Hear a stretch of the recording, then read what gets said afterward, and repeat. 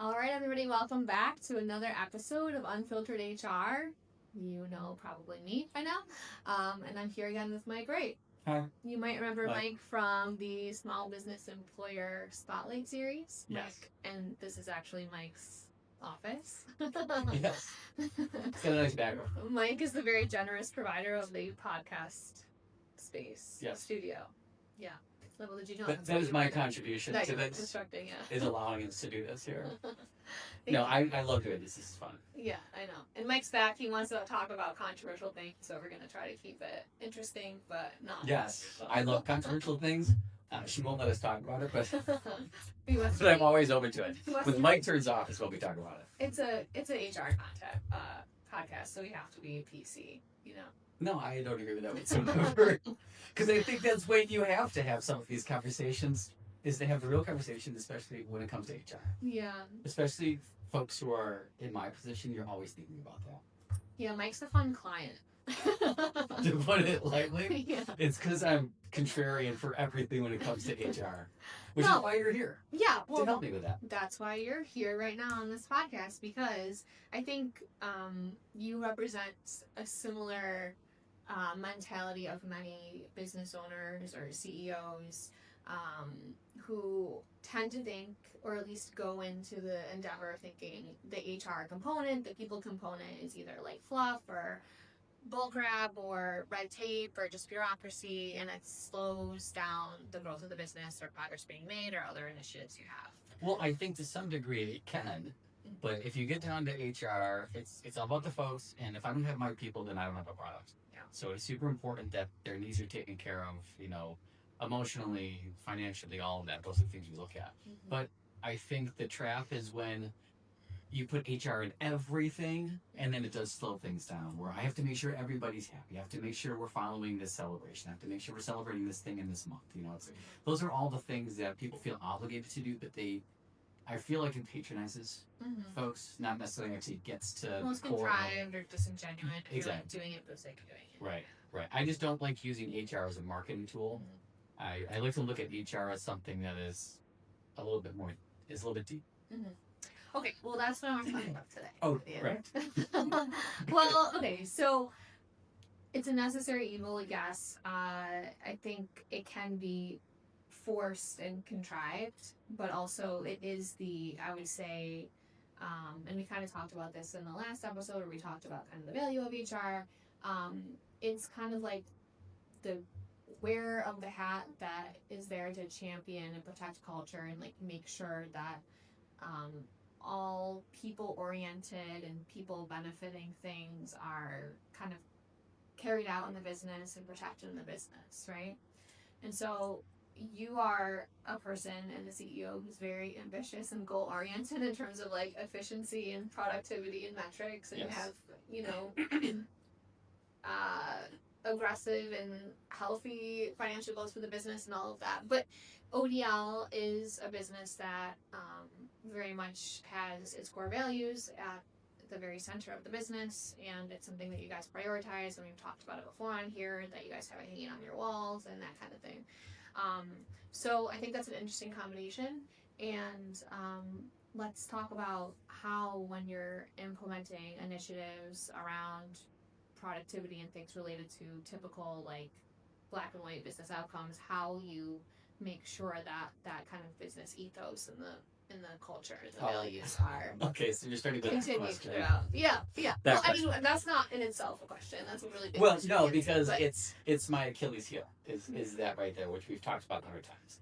So when I want something done, I want it to be done at this very second. I want the policy changed. I want the process done. And what ends up happening is I will whiplash the company in so many different directions because I'm a visionary, so I vacillate between ideas constantly. And I bring my company with me, and my people hate it because they want stability, but I want action because I do believe that without action, you don't get progress. I can't just stay status quo. Otherwise, somebody else is going to beat us to the punch. So the problem I always have personally, which I think a lot of CEOs have, is we want things done quickly, and we get frustrated very fast when we don't get it done as fast as we want. But the problem with that is that If we don't have the process to help us through, we end up burning out our people because they just get frustrated. Because what I'm starting to realize is that the burnout for folks isn't necessarily about the amount of hours they work. I think it's about just the frustration of going back and forth between different initiatives and ideas. I think steadiness, is going to be is like anti Mike Wright. We were talking about DISC, right? Yeah. The S is for steadiness, and I have none of that. So it's really hard to be able to manage that just from my perspective. So Yeah. I think the process part, which you talk about, is super important, and I have to let that go. But I do need HR to say, all right, this is how we need to do this and get you what you are looking for. Well, yeah, people really like consistency and stability, and change is super, for most people, change is very negative and it's hard. And even if they don't know consciously they're against it, I mean, it's uncomfortable and people, like things that they know. So, yeah. And I love change. Yes. I love to come up with an idea in my head and I want it done as soon as I get to the office. Yes. And people hate that. And I'm still trying to figure out why, because I think it's super cool. And I think if we implement an idea, it's like, guys, we could take the business from here to here. And they're like, no, I don't want to do that. Which is fine. Well, so I think the whole, so the moral of the story is like there's a way to get there, I think, but as like the people officer or, the person with the seat at the table or the position or the role at the seat of the table, which is to consider, be the person who is always considering and thinking of the people component and aspect, like how this will impact people and what it will mean for our people. HR has to be there to say, hold on a second, what you want to make this change. Let's talk about how, the best way to get there, to get buy-in, to not create burnout, to make it sustainable, all of those things. Right. And I think that comes down to systems, which is what we really are supposed to be talking about, isn't it? We're talking about systems, yes. Because we've spent a lot of time on this podcast, and in general, I think the HR world, or people operations world, or whatever hot term you want to use for HR now, gets so caught up in like these ideas of engagement and culture and those kinds of things, which are very fluffy and lofty and like not super tangible. And then when we talk about, we spent whole episodes talking about values and mission and ethos of business, and how do you turn that into actual tangible items and work that actually results in actions and behaviors and outcomes that actually drive toward the business's mission or vision, which is the service it's providing, the products it's right. providing, and that kind of thing. So, I want to talk with you about how you've learned that lesson over time at ODL and some of the work that we've done, and the mistakes we've made and corrections we've made, and absolutely making that happen. I would love to talk about the bonus program. Okay. Talk about that, because I think is that what you're getting at with some of. I think that's a really good example. Yeah. Okay. Yeah. So to give an idea as far as what the bonus program is, so we're a manufacturing facility, so productivity is super important. So we could just measure a person just by productivity, but I've always been a fan that you got soft skills, you got hard skills. You have personality, and you got a people side to people, of course, and then you have what they can output. So what we've done is we focus on two things for our bonus, where it is a formula that takes your productivity score, which is only half the battle, and then we essentially multiply that by a core value score.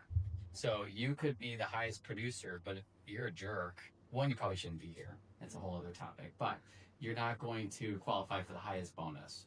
The person, and I think the way that we actually have it, there's more weight to your core values than actually your productivity, which I've always seen as very important. So we actually took something and turned it into something tangible. So more money in your pocket if you can actually follow core values or work within them. So we do try to do things right in the company. And then I don't expect people to be perfect, obviously, but I just want people to try and then to be able to see that. Yeah.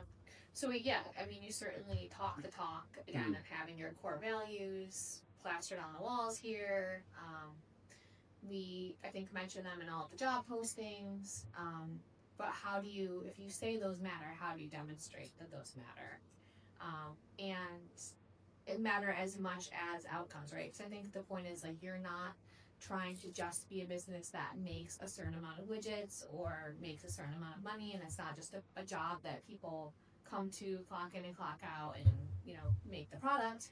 You want to be a great place to work. You want to be a great employer. You want, frankly, like your and your family's like personal values, which is more than that, and seeing yourself as responsible for contributions to the community and things like that to be reflected in the business. So how do you get that to be reflected in the business and it not just become about productivity and manufacturing things? And that's what we're trying to do. Yeah. Essentially, if we can bring in the value aspect, but we can't do it without having a system in place. So kind of circling it back to systems, we had to figure out, what does this actually look like? Because the idea, I love the idea, because I need to figure out different ways of showing the staff this is what our core values actually mean. And so we had to figure out a way of systematizing that, and that has to do with different metrics. And it's hard because how do you put KPIs to core values? Mm-hmm. And some of them actually you can when it comes to value detail scribe to hustle, which is a core value. 1% wins, looking at improvements, so we can figure out ways to do that. But we had to systematize it, and I had to kind of back away. And I would jump into the discussion that you would be having with my team, trying to figure out what's the best way to do it. But I just know myself. So I knew what the vision was. I knew what I wanted. But at that point, I had to take a step back, because I don't say I'm anti-system. I just get super antsy. And I just want it to be done like right now. So it takes time to build a system. It does, yes. Yeah. So when you are building systems, you have to know yourself. And if you are running a company, if you're the visionary, then you hate systems usually, because they slow you down. Yeah. So that's where I have to take a step back and say, I need to trust my team to build this. They know what I want it to look like, and then continue doing my work. So that was important. So it's a lot of permission has to be given, I think. Yeah. That systems are okay to have, and I think they're imperative to have if you want to. Well, I think another key to it working and actually being adopted and sustained over time is realizing like the system, there are many people that exist in the system and must engage in and use that system for it to actually be successful. Mm-hmm. So you can't just force it upon, your, in this case, like our direct on the floor leads, unless they, understand what it is, understand how to use it, understand what their role is in it, and are empowered and trained to be able to go and do that. Because otherwise, it's all going to be performative essentially in its actions, and it's not actually going to drive the results you're looking for. So if they don't know how to assess whether someone is a core value fit in each of the categories, then the ratings will be arbitrary and they won't mean anything, which means they're not rewarding behavior that is aligned, and they're not, punishing behavior that isn't. So I think, we've talked about this before, like, and certainly we've maybe disagreed at times about how successful one model could be or not, and kind of like decentralizing HR, right? So how do you take these concepts around, frankly, even like risk mitigation and employment law compliance, but also like being culture champions or having certain hiring standards and capabilities, right? And selection capabilities. Like, how do you take those and not just have it be totally dependent on and live in one seat, and allow it to be stuff like basically a part of everyone's job, especially everyone in leadership, right? Yeah. That is a fun conversation, because it's not that we disagree on it, because I think we're trying to do it. I do agree with it, and certainly with my clients, I say I'm not here to replace someone in the business doing HR, but also certainly not direct managers either, because they need to be the ones having that relationship and are on the floor real time to enforce and look out for these things. Right. Yeah, because that's the dream, is to be able to have HR obviously in the building, but it's being executed by your team.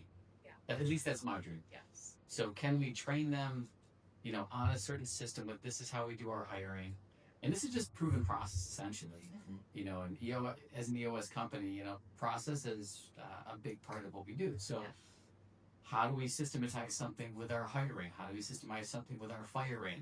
What is the process? So that a lead can say, all right, what are my instructions? How do I manage this? Right. And then they can take it from there. But also at the same time, I don't think you want to be super stuck in the way a system operates too. with any system, and I look at it too from manufacturing, from any process that we put on the floor. If we put it out there for the first time, I always say this is the worst this process is ever going to be, or a piece of equipment. This is the worst this process or this equipment will ever perform because you have to iterate. And you have to look at it and say, all right, this process is broken, or how do we make it better? So that's always the important thing to say, all right, well, we can't just drop it in and leave. We have to drop it in and then continue to make it better. So how do we, we talk about this too. Like, I'm a huge fan of first day, best day. I just want that first day to be somebody's best day at the job, but there has to be a process that everybody follows that we know is going to work. And if something fails, then we need to meet up, say what broke, and then we need to fix it. Yeah, well, you also talk about this concept all the time of like this gap between knowing and doing. So like you know you want this certain outcome. You know you want, for example, the first day to be a certain way for everyone consistently every single time, regardless of who they're having it with, regardless of what position to some extent that they're going into. So you know that. How do you make that happen? And I think for you and for a lot of, especially, business operators who are very much like entrepreneurial in spirit and like have that startup, mentality, and that's where they get their thrill is creating something. You get bored when it comes to the doing. Yes. And like, the purposeful and frankly like sometimes menial, work that goes into constructing the system that needs to exist to make sure that the integrity of that first day is maintained and repeatable and the same each time, and actually puts it into doing. Well, the hard part is, I don't want to do the work. I don't want to say it. And honestly, I really just want to say, this is what I want it to look like, and I want it to be done like right now. And what ends up happening is if I don't communicate well enough what the vision is, somebody takes it and they do it, and then it happens. I'm like, that was horrible. Apparently you didn't listen to anything I said. And then when I look back, it's like, I probably didn't even tell them anything either. Right. It was just, how did you not know it was inside my head? That happens all the time. But I think that's the important part too, is how do we teach our folks to execute the way that we want it to be done? Because if you're a business owner and if you own the process, you want it to be done well. Like, I want a first day to be great because it's a reflection on the business, which reflects on us. And so if somebody can't execute that well, I have to be like, all right, where did I go wrong here? And it's usually because I tried to force something too fast. That's what always happens. And then I have to bring the team back in and say, all right, when you miss, here's what I was expecting, here's what happened. How do we fix that? And then you have to go through the fight of, well, that's what we thought you wanted. It's like, no, not at all. Well, you just weren't detailed enough in your I didn't tell them anything usually. Which you've talked about a million times on this podcast too, like, this common trend of a lot of business owners and leaders or people in high level positions in businesses that are constantly like frustrated and disappointed by the results of their people, but how do you not get this? Lies with them because they were not clear. Correct. Like, how do you not get what I want to have done? Like, it doesn't make sense, to have a person roaming around the lab without a mentor. Give them somebody to do it. Like, so these are all the things in my head. And of course, like, you never told me that was supposed to happen. Or you never told me that we needed to schedule. So that's why the process broke down. So I think most, whether business owners believe that they need an HR person or need HR, I mean, most of them are, eventually usually coerced to bring some sort of HR expertise into their business because they do enough wrong that they get sued or like, have one bad scary experience where that almost happens and they're like, okay, I guess we need to do this. But I think and I think this is the case with you as well, like you want the end result, you want the outcome, right? Like you want a healthy culture, you want your values to be lived and honored, throughout all your employees and everything that you guys do. You want to hire good fit people. You just want that to somehow magically happen. Yes. I just want it to happen. Right. I don't want to be the one to do it. Right. I just know what it should look like. Yes. And that's the problem. So what, I guess, like, how would you describe, like, the lesson that you've learned about that, and how long have you been leading ODL? A long time. No, probably 8 or 9 years. Okay. So how would you just, like, describe your progression in realizing what needs to be done for that to happen? and some of the mistakes you've made along the way, or Well, I think the big thing is realizing that I can't have something at this very moment because I'm super impulsive, and this is part of my nature. So knowing I can't have it, it's just sound like a spoiled brat. it's just, and that is just the honest answer. So what I have to do is I had to slow down, and I have to say, all right, if I really think this is the most impactful thing for the business, then we have to figure out the best way to execute it. And that's the part where I have to take a step back and say, all right, Emily, how do we do this? Well, first thing we have to do is we have to bring the team in. I'm like, oh my gosh, okay, can we just do this? But of course, we have to bring the team in. We want to be able to get input. People kind of with my personality don't necessarily like other people's opinions because ours are always the right opinions. Because why wouldn't we just do it this way? I'm sure many people find it relatable. Yeah, exactly. So I got to take a step back and then just say, all right, what's the best way to get this running? Because I do want to win. So if I can slow down, it's going to get me closer to the finish line on an initiative that I think is going to be wholly good for the lab, wholeheartedly. So I've learned to slow down and then delegate, which is kind of where you came in and took it and said, all right, here's all the things that we need to do. I said, great. As long as I don't have to do it, let's do it. But you need to trust us to give us the time and opportunity to do what is necessary to actually take this from the, knowing to doing stage, or the wanting to realize. Well, I think that's the hardest part I've had with HR is I wanted to be able to have systems in place, and I just haven't had the greatest experience. And that's because I don't think I had the right people in the right seat for certain things. Yeah. And I think that's okay, but they just didn't necessarily meet the expectations of what I was looking for. So what I do remember a time where you said it to me, you said, it was some initiative that's going on. This was just a couple months ago. And I got super nervous because I really wanted this thing to happen. And I said to you, but I just can't do it. And you said, well, you don't have to. And I said, are you kidding me?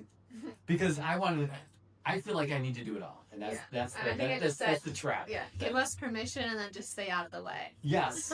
Yes. And and this weight came off of me of like, is that real? Yeah. Like, can you get me to this here? And that's what happened. That's what happened with the bonus program. That's what happened with, we redid our whole pay. We redid so many different things. And it all came to life when I took a step back and just let you guys just do it. And that was great. Yeah. So I think that's where HR can really make a huge difference. But got to make sure that we're the right people that are aligned with what my expectations are, or what the CEO's expectations are. Because HR and pretty much the owners, they have to be lockstep with things. Yeah. And you need someone who I think can demonstrate, and you can, that these types of initiatives can help get to the end goal. They aren't roadblocks or red tape like we talked about. I think a lot of business leaders that are just focused on outcomes perceive it to be, this is just unnecessary fluff, red tape, extra that is getting in the way of where we want to go. Right. Which it's really, actually, it's going to help us where we want to go and sustain getting, those results once we get there even. Well, as long as you know what the balance is for that, it's some of these larger corporations, you see so much stuff that is wasteful done, where there's I'm sure there's a myriad of examples, but I think you got to find a good balance as far as what's healthy and what's just overdoing it. Well, and it's also ask the why. What is the point of this? Like everything we've done, we start the reason we're doing it is because we want to be, we want to honor your mission and your vision, which is to be a successful business again from like a financial and productivity standpoint, but also you want to be a great place to work. Yes. And you want your employees to be happy. Of course. And so if the answer is, will this initiative get us to both of those goals, like the goals of the actual true business, which is making, products and money? Yes. And serving the clients? Yes. Is it also going to make our employees happy? Yes. But I think if the answer is no to either of those questions, we're probably not going to do it, right? There may be some gray area. Well, yeah, because sometimes we have to do things that don't make the employees happy, but it has to happen. Right. And I think that's the whole other side of the coin. Right. But for the most part, as long as we keep the employees in mind that they're part of this team, and how it's going to affect them, as opposed to me just dropping a hammer saying this is what we're going to do. Yeah. But that's the other thing is, if I get an idea in my head, I want it to be done sooner than later because I'm very results oriented, so I want to see the results. So I end up, slamming people over the head with a hammer and getting something done, and then it really has a negative effect on the folks. So that's why it's important to slow down, get the team involved, and just get some other opinions within the banks. Yeah, that's important. Okay, so the other thing I want to talk about in this whole conversation is the ideas of consistency and commitment. Because oh wow, okay. Jeez. I think like a lot of, again, like entrepreneurial minded people, you have an idea, it's a great idea, it makes sense, we start down the road of implementing it, we start to do it for a month, and then maybe the penny loses its shine. Well, it takes longer than you were thinking it might take. It has some other, initially upon rollout, potentially unforeseen consequences or maybe collateral damage, and there needs to be adjustment. So I guess, what have you learned, or have you learned any lessons about consistency and commitment? Yes. Yes. I have very little consistency, very little commitment. Yeah.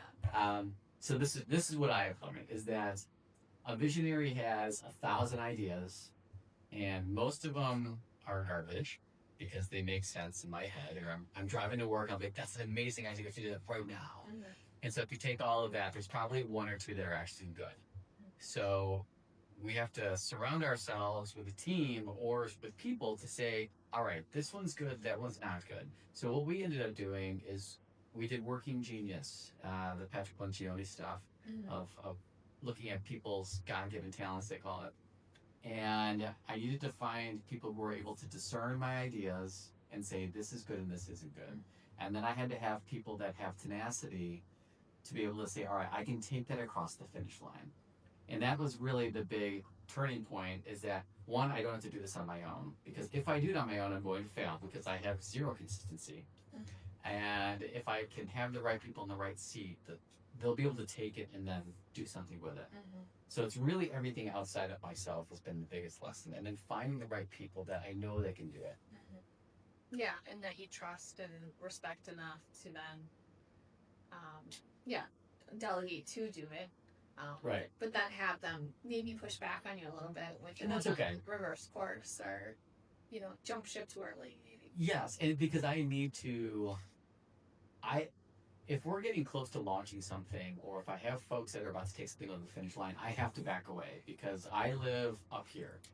And when I start to get down closer to the ground, I drive people crazy because they're like, you wanted something, we did it, and now you're about to change it. And that's where the whiplash comes from. Yeah. And that's where I start to burn people out, and I just make them incredibly frustrated. Yeah. So. And people, like, change definitely takes time. And people are such a, if you only had robots, that would be easy, right? So you right, could just and change programming, and it would be done the next day. But I think there's like this, actually there's this concept called extinction burst that, like, upon implementing a change in a habit or whatever, even in your personal life, but certainly like with people on the floor or employees, there's always kind of this arc where, of course, people are going to start to buy in and maybe adapt their new behavior. And then even like right toward the end where the change is really about to be fully implemented, you get a final pushback, right? And I think it's about not jumping ship in those moments, when such things get difficult, or you think the change isn't going to work or isn't working, or you're frustrated that it's taking too long or something like that. Right. But there has to be that follow through, first of all, for any change to ever be actually implemented and have an opportunity to work, but also to keep the trust of your people too, and to allow change to ever have a chance. Because I think another consequence of constant change and lack of consistency or commitment is that now every time you make a change, people will learn that none of the change is real, none of the change is going to stick around, so they're going to very half-heartedly even learn about the change, try to adapt to the change, because they know that there's just going to be something else Right. coming down the line. Well, and unfortunately, as time continues to go on, everything moves that much faster. Yeah. So we have AI changes, and we have computer changes, and people changes, and so much of this happens, and people do want to have a steady working day, but unfortunately, that's not real Right. anymore. So we want the steadiness. It's impossible to keep it because somebody else is going to beat you to the punch if you just hold back. So I think the goal is to be able to become masters of change management is really what it has to be. Yeah. Because change is inevitable. Yeah. And if we're afraid of it because we're afraid of pushback, you're going to lose. But you have to understand the human element of it. Right, exactly. Right. Which is you almost have to protect your staff from the worst effects of change, or make sure it's as soft on them as possible, so it's not likely to result in people jumping ship, getting frustrated, getting burnt out, whatever the negative consequences. Yeah, and I guess that's just the difference between the leader and right. But it depends, though. You have to discern the situation too, because sometimes the change does have to be made quickly, and I've had to make changes quickly. Otherwise, like if you're in a sinking ship, you have to make a change and you have to react fast. Yeah. And obviously, in hindsight, you can look back and say, well, how could I have prevented things from happening? But sometimes, in order to, propel a business forward, you have to make a change fast. So that's why I always go back to change management, because they're not going to come slow. They may come fast, but if you can manage the change at the speed of when it needs to happen, then I think that's how you win. So that is the hard part. So because regardless of how slow or fast, people are going to hate it regardless. They just don't care. They just don't like it. So I'm a big fan of just rip the bandit off to a change. Guys, we're just going to do this. Yeah. I know but as long as we can almost present a way, I look at. I think messaging. Yes. Again, well, exactly. and that's where it comes back How do you to message systems. properly? Okay. Right. If you have a system or a typical blueprint for when we implement a change, these are the steps we're going to go through, that our people can always know that they can rely on, and that's what's going to happen, but also we'll make sure that all these things are considered, then I think that really helps make the change more successful. Well, you got to know your audience too. Like some organizations experience change all the time, and they hire folks who are able to make those pivots quickly and move forward. My staff in manufacturing is not, and they have bought into what we're doing, which is great. They believe in the mission, they know why we're doing what we're doing, and they really enjoy the company. So they don't want to make a change quickly, and that's because of the nature of who they are and why they do work well. A lot of them are perfectionists too. They do excellent work at hiding detail. You need them to be that way. I need them to be that way, exactly. So if I know them, I know they're going to need a lot of information, and they're going to need a lot of communication, and they're going to need a lot of time to buy into it. I have to prove to them why this solution, or why this change is going to take place.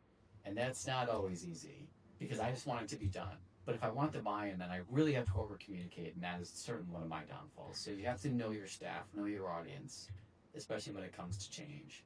But it doesn't really matter as long as you get the buy-in. So you got to figure out how that works. Yeah, and I think probably the biggest lesson you take away from that is, like, maybe you're not the person that should be. I think you're right. Yes. Well, I said that. Maybe you shouldn't be the one communicating it, but that you shouldn't be the one coming up with the plan for when to communicate, how to communicate, what the communication is, the timeline for it. Like, my job is to champion the change. Yeah. And to rah-rah the team on why this change is necessary, why we have to do it. Here's the market conditions. They're changing. This is what we have to do. But also, here's the benefit of it. And then here is my team that's going to do it. So any questions, go to that. And then I have to reinforce that point every time that I'm up there talking to my staff. That's my role. And so and I love that role. And it's weird because I feel as if I need to be doing all of it, but I shouldn't be doing any of it other than the stuff I really love doing, which is articulating the message. The exciting part. Yes, that's the beauty of it, right? Yeah. That's the main thing we're supposed to be doing, is messaging and re-messaging our goals and vision. That's my job. So if you guys need to summarize your change, the biggest change to your perspective on the HR function of your business and aspect of your business, that was a very general statement, but over the time that you've been in it, how would you do that? What would you say? Well, I would spread it across my team, and I just have to work with them on here's the change. Yeah. And first come up with a plan. That's the first thing you got to do. First, is this a stupid idea? Mm-hmm. That's the first thing. Mhm. And if everybody's like, yeah, that's so dumb, and then I'll have to create it, and I'll have a temper tantrum and be like, I don't understand why this is a bad idea. But if I do get the buy-in from the team, which is the first thing you got to do, then they'll pretty much run it from there. Mm-hmm. So Yeah, the a lot. decentralization I've talked. Yes. It's all delegation. Yeah. That's Yeah. the biggest part. I mean, we talked about that a lot on this podcast through a lot of episodes. Yeah. Yeah, because there's only so many things that we can do. I'm good at very few things, and those are things I have to stick to. Mm-hmm. The things that I'm not good at, we have to delegate it out. Otherwise, it doesn't get done. Yes. But it's more than just assigning people the task, right? It's like going back to the bonus program. I think that's a perfect example of something that the whole idea was built around goals that were very much aligned, with what the business wanted and needed in terms of like driving productivity. We knew there was a lot of potential on the floor for people to be more productive, and that there was a consistency across employees in the amount that they were producing, which is a problem for business outcomes and its capacity, but also like fairness and a sense of employees being satisfied, and because they were all making the same amount of money relatively, and if you're not producing the same results, why should that be? So we knew that there was opportunity there, and then we knew that we wanted to reward good performance and be able to identify more quickly and sooner those people that were not great performers, including core value fit, and get them out the door, right? And so that was kind of the goal of coming up with this bonus program that incentivized good behavior performance, and then identified and moved people out and communicated to them when they were not a good fit. Right. But that was, maybe like old Mike Wright would have been like, okay guys, go do this without any specific direction, without tools for doing so, without like mutually understood definitions of what good and bad were, both from a productivity or core value standpoint. So that's, you gotta let this person go, you gotta let this person Right. go, everybody's gotta go. And it's why. And then of course there's the other aspect of it, which is like, if we're ever sued by, someone that is terminated, how do we defend that, right? So there's that whole component that this helps protect too. But my point is like that was very much knowing where we wanted to go, and there was a huge gap in timeline between us doing it, and we really still are. We've been doing it for a few quarters now, a couple quarters. Right. Like I think we're still in the getting done to the doing part because it's still getting tweaked. But it's always gonna get tweaked. But the systems that we had to build for that to before we even then began rollout and training our leads who are going to actually be the ones monitoring productivity and assessing core value fit and behavior alignment, took a lot of time and effort. Yes, and I would assume my expectation is that they just kind of get it. Right. And that's not the case. But yes. Which is true. They just and that's the hardest part. Yeah. But I think the program is, there's still tweaks that we're making, but it's had the results we're looking for. I think probably more quickly than we were prepared for, right? Oh yeah. And identifying who's not a good fit, and then and I think that's great.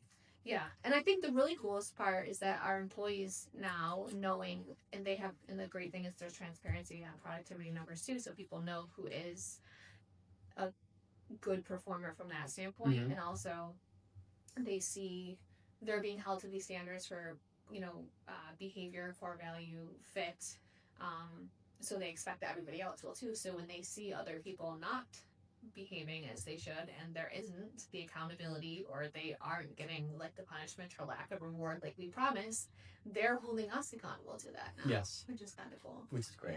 Yeah. So the system worked. Yeah. Well, it's working. The system is working. And now we're in the hard part of the stage, which is the discipline again to be committed to the consistency over time, right? And not putting our, taking our foot off the gas, and not letting the you know, the ratings degrade in their authenticity or, you know, validity, and people playing favorites or protecting people or whatever it might be. But Yeah, like the hard part, it's not a computer, so you can't just install it and have it go. Yeah. The hard part is that we have people running this, so it changes all the time. It's people all the way down. It's people all the way down. It's the most difficult part. Well, it is, because we have to review this. We have to review the system. We have to talk about this constantly. And the people are using the system. And the people are using it, and we're still talking about it, and we're going to continue to talk about it, because sometimes it will work and sometimes it won't. What do we do in this situation? How about that scenario? And so I think that's the hardest part with systems is it once you put it in place, it needs so much nurturing constantly. Yeah. Maintenance, management, nurturing. All of it. Just, and that's, I think it's great though, because it consistently makes it better. And I think that's where that's the part that you probably are not good at. The discipline? Yeah. Well, yeah, that's the boring part. Yes. You know, the nurturing. Like, okay, this fun activity, this idea was had, we, you know, spent time creating it, which kind of is fun for a little bit at least. Right. But then just the day-to-day, just doing it and using it is not for everyone. And certainly I don't think it's for a lot of business owners or entrepreneurs. Well, yeah, and that's at where, least not for me. Yeah, that's where you need to just delegate them the responsibility to do that and get out of the way. Yes. And not interfere. And Correct. not Yes. get bored and be like, I think we should do something else. Easier said than done. Yeah. But it's actually beneficial for a personality like mine to do that, because once it gets implemented, if one, I get what I want because the vision's coming to life, and two, I don't have to do the work because other people actually enjoy doing that work, and I can go back to looking at a different initiative or something, you know, something else that we can create. So the hard part, it's this weird paradox, right? So I feel a lot of times where I need to jump in and help get it done, but then I become my own worst enemy at that point. So a lot of times it's just do what you do. Because you don't actually want to do it, but now you put yourself in the Right. position and signal To to do it. everybody that you're the one that's going to do it. Yeah. If Mike would just stop doing that, what do they call me, Hurricane Mike on the floor? Yeah. Just have him stop doing that. Have him back away. Yeah. So a lot of introspection, I would say, over the past 10 years of doing this has led me to understand that I don't have to do it all. No, you don't have to do it all. You can And I do it can't all, do it. and I you shouldn't. cannot do it all well. Yeah, I and should. this is where I would make the argument that, you know, once you've created and implemented these systems, again, we're using that word so much, but like whether it's a hiring process and trying to create some integrity in your selection process for who you actually bring into your business, and then how do you determine who you hang on to and who you reward versus who you punish. Like, these are all systems that should be created from the vision of the founder and the CEO, and what is they determine, because they in theory should know what is best for the business overall, considering all factors like soft factors and hard factors like people and then results. But whose job is it to make sure that the system is, again, maintained, managed, used properly, the integrity of it stays in place? This is where I would argue, at least, of course, like we're talking about people systems right now, so this is where I would argue an HRC is necessary, because I don't know who else is the ultimate police, SAR, whatever, over making sure that happens. Yeah. Otherwise, who is it? I don't know. I just don't know if it's the HRC. And okay, so I will say this. In my position, as you're speaking, I'm thinking, all right, what am I responsible for? So I'm responsible for the vision, but I'm also responsible for the results. So I have to look at the beginning and I gotta look at the end. Am I getting what we set out to do?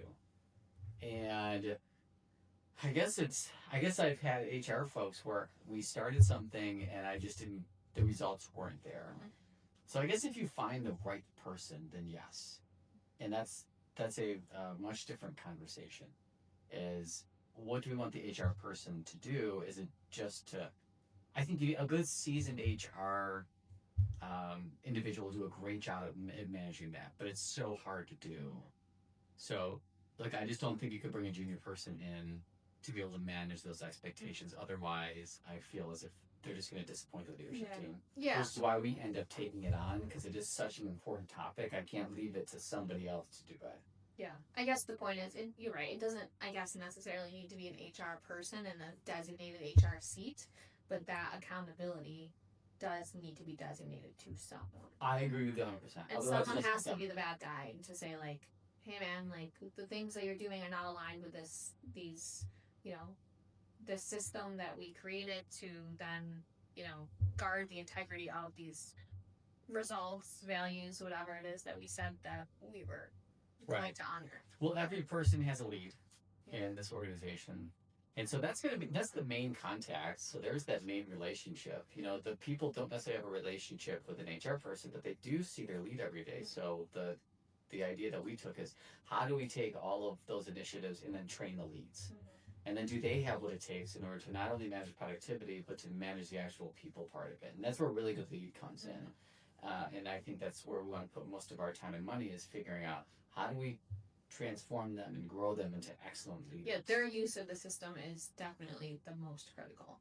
Your frontline managers. Right. Because that's the whole point of creating these systems or tools or whatever you want to call them, Right. so that everything you imagine up top can be realized by activity on the, And that's what we're trying to do here, and that's why they're doing the interviews. They're looking at candidates and people. They're the ones that are doing the PIPs. They're the ones that are having the conversations, because they're right there. They're the ones that have a relationship. But who makes sure that they're doing it aligned and using those tools at all, but then using them as intended and with integrity? And that's what the HR team is. I'm just Which is not necessarily here to put you in a corner to tell me that I'm right. You're in all of our meetings. I know. This is the plug for her. I think you do. You've avoided hiring someone on your staff to say that you don't need an HR person, but I've just filled that seat from the outside. Correct. Well, I guess which is a boundary I've committed to not crossing. No. Well, because I love the fractional role. Yeah. Right? So you come in, you give an assessment as far as how everything's going, and then we have to execute, and you help us with the execution. But I just think that it's more of I don't know. It's very short decisions and quick decisions get made at our HR meetings, and then we go execute on top of it. I just don't know what else the person's going to do for 40 hours a week. Right. And I really just don't want to pay somebody. Spoken like a real CEO. Yeah, it's what's the person going to do? Well, because we've done a good job of pushing it.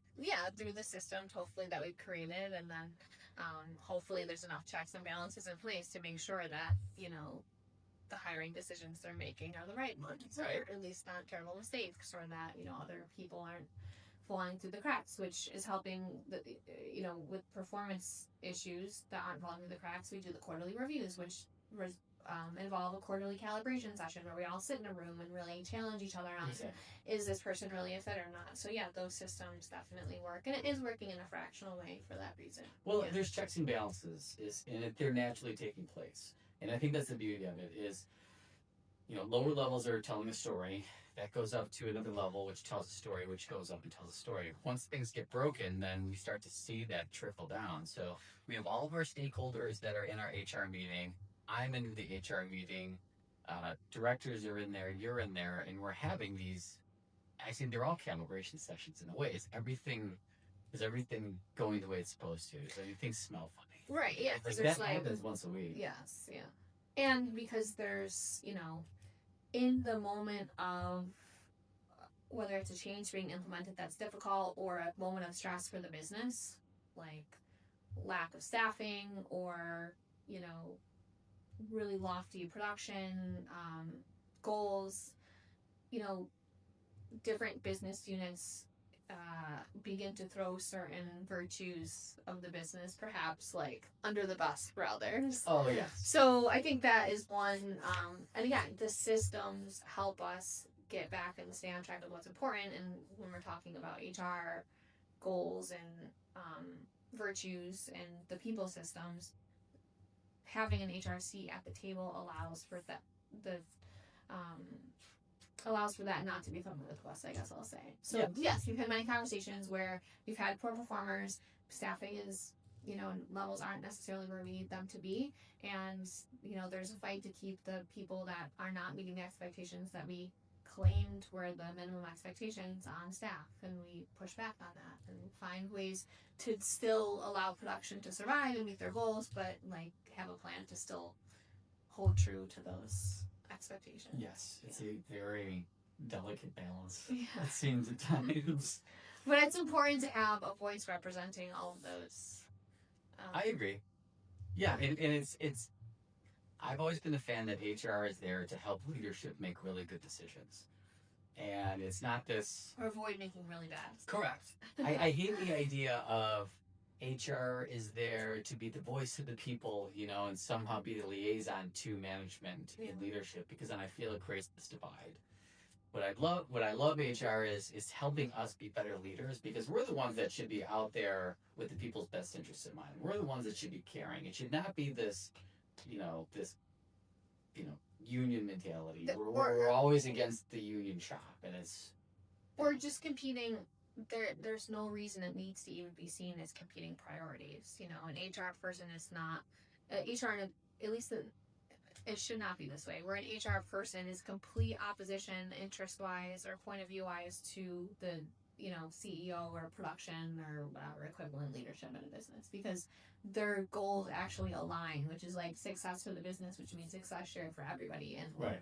Yeah, and you can't have a healthy functioning business without happy people or healthy culture. Mm-hmm. No one's going to work there, and if they do, they're not going to produce things of and we should want it. Value or quality. Yeah, you should totally want that as a leadership team and work toward getting that, because So, I don't want to come to work and I don't like my people. There's going to be days I don't, but they don't like me either. Yeah. But I want to be able to have a culture where we can have that, though. Yeah, and having all those voices at the table help make sure that right. balance is always in perspective. I think is really what it is. Let's not lose sight of this overall goal because of this momentary difficult moment where forcing mandatory overtime for 6 months in a row is not going to result in us meeting the production goals. We got to find a way to we can do it for a little while, but we got to find a better way around it, because we're going to burn our people out. They're going to leave, and then we're not there's going to be more overtime for those people that stay. And but maybe there's no tax for the overtime now. Well, that's a whole other episode. So who knows? But I guess bringing it back to the systems thing, even just that meeting we have where we all agree to meet once a week and have those individuals at the table and those voices at the table, that in itself is a system we've created to ensure that all of this happens as well. Right.